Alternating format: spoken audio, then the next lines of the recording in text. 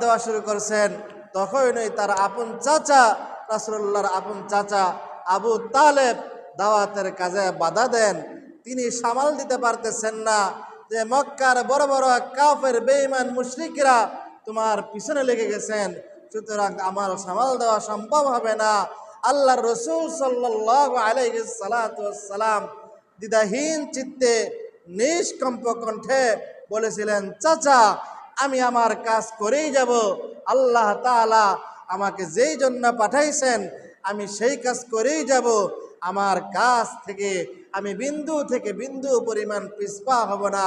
মোহতারাম হাজরিন, আল্লাহর রাসূল সাল্লাল্লাহু আলাইহি সাল্লাম চাচা এই কথা শুনিয়া আবু তালেব ডাক দিয়া বলে, ভাতিজা আমি তো তোমার ব্যাপারে জানি, আল্লাহ রাব্বুল আলামিন আল্লাহ প্রদত্ত তোমাকে পাঠিয়েছেন। ও ভাতিজা আমি তোমার ব্যাপারে সব কিছুই জানি।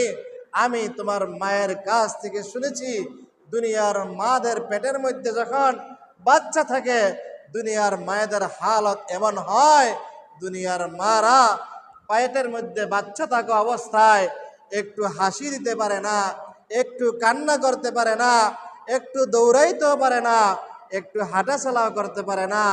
কখন এই বাচ্চার কারণে পেটের মধ্যে ব্যথা হয়, একটু বসে একটু শুয়ে থাকে, একটু আরাম করে, আবার একটু এই কাজ হয় ওই কাজ হয়, মাঝে মাঝে